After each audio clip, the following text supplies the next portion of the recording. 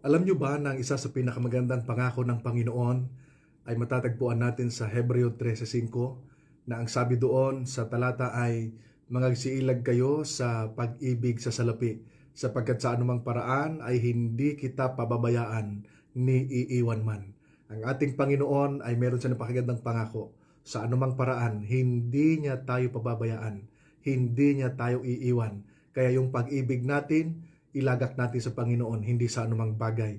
Yung pagtitiwala natin, ilagak natin sa ating Panginoon. Yung pag-asa natin, ilagak natin sa Panginoon. Sapagkat ayon sa Jeremias 17:7, mapalad ang taong nagtitiwala sa Panginoon at ang pag-asa ay ang Panginoon. Kaya ating panghawakan ang pangako ng Panginoon na sa anumang paraan, hindi niya tayo pababayaan, hindi niya tayo iiwan.